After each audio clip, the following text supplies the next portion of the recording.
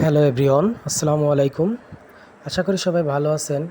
আবারও আপনাদের মাঝে নতুন একটি করলার চারার ভিডিও নিয়ে হাজির হয়েছি।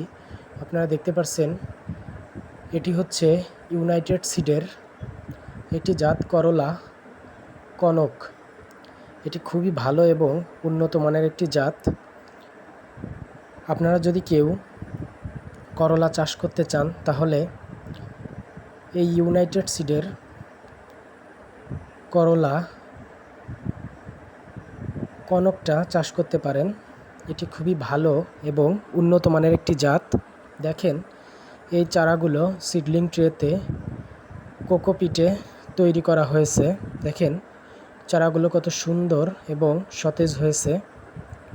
তাই আপনারাও যদি করলা চাষ করতে চান তাহলে আপনারাও নিজেরাই এভাবে সিডলিং ট্রেতে কোকোপিটে চারা তৈরি করে সেই চারা আবার জমিতে রোপণ করতে পারেন। আপনারা যদি সিডলিং ট্রেতে কোকোপিটে চারা তৈরি করেন তাহলে সেই চারাগুলো সুস্থ সবল, রোগমুক্ত, জীবাণুমুক্ত হয়ে থাকে। আর এই সুস্থ সবল, রোগমুক্ত, জীবাণুমুক্ত চারা যখন জমিতে রোপণ করা হয় তখন অধিক পরিমাণে ফলন পাওয়া সম্ভব। এবং এই সিডলিং ট্রের বা কোকোপিটের চারা যখন জমিতে রোপণ করা হয় তখন এই চারাগুলো মারা যায় না। সিডলিং ট্রেতে কোকোপিটে চারা তৈরি করলে সেই চারাগুলো খুবই ভালো এবং রোগমুক্ত ও জীবাণুমুক্ত হয়ে থাকে। আর এই কারণেই কৃষক যখন এই চারা আবার জমিতে রোপণ করে তখন কৃষক লাভবান হয়ে থাকে।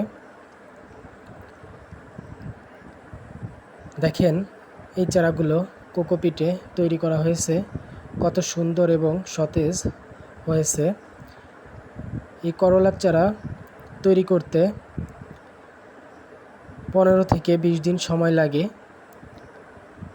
সিডলিং ট্রেতে কোকোপিট দিয়ে যখন আপনারা চারা তৈরি করবেন তখন এই চারা জমিতে রোপণের উপযুক্ত হবে 15 থেকে 20 দিন।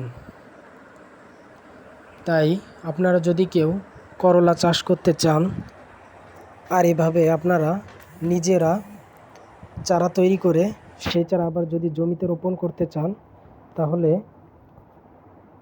এভাবেই আপনারা সিডলিং ট্রেতে কোকোপিটে চারা তৈরি করে সেই চারা জমিতে রোপণ করতে পারেন।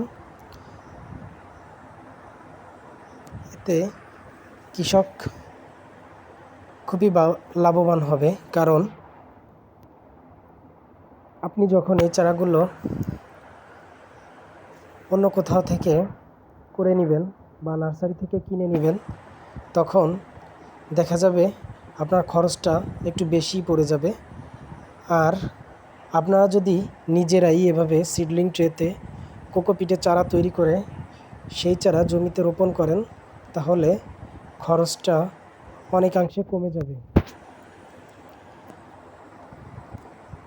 সিডলিং ট্রেতে কোকোপিটে চারা তৈরি করার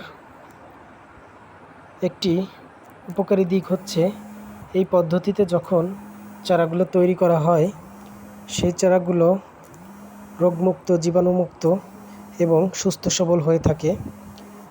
কারণ কোকোপিটে যখন চারা তৈরি করা হয় সেই চারাগুলো শতভাগ শিকড়যুক্ত হয়ে থাকে। আর এই শতভাগ শিকড়যুক্ত হওয়ার কারণে এই চারা যখন আবার জমিতে রোপণ করা হয় তখন ওই চারাগুলো জমি থেকে অধিক পরিমাণে খাবার সংগ্রহ করতে সক্ষম হয়।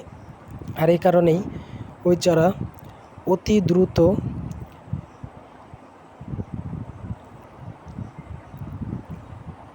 জমিতে গাছগুলো স্বাস্থ্যবান হতে থাকে। আর এই স্বাস্থ্যবান হওয়ার কারণে এই চারা থেকে অধিক পরিমাণে ফলন পাওয়া সম্ভব। কারণ স্বাস্থ্য সবল চারাই অধিক পরিমাণে ফলন দিতে সক্ষম হয়ে থাকে। দেখেন এই চারাগুলো কোকোপিটে তৈরি করা হয়েছে, কত সুন্দর হয়েছে। আর এই চারা সাধারণত সিডলিং ট্রেতে কোকোপিটে যখন বীজ দেওয়া হয় তখন এটি জমিতে রোপণের উপযুক্ত হয় 15 থেকে 20 দিনের মধ্যে। তবে সবচেয়ে 20 দিন বয়সের হলে এই চারাগুলো জমিতে রোপণের জন্য খুবই ভালো হয়। তাই আপনারা যদি কেউ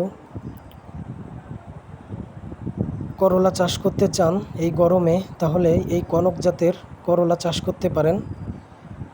এটি খুবই ভালো এবং উন্নত জাতের একটি করলা কনক।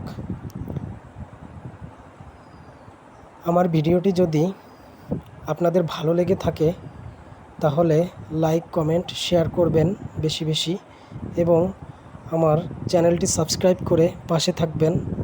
কারণ এরকম সবজির চারার বা কৃষির ইনফরমেশন বা তথ্য পেতে আমার চ্যানেলটি সাবস্ক্রাইব করে পাশে থাকবেন এবং বেশি বেশি লাইক, কমেন্ট, শেয়ার করবেন। কারণ আপনারা যদি বেশি বেশি লাইক, কমেন্ট, শেয়ার করেন এবং আমার চ্যানেলটি সাবস্ক্রাইব করে রাখেন তাহলে এরকম ভিডিও পাবেন প্রতিদিনই। ধন্যবাদ।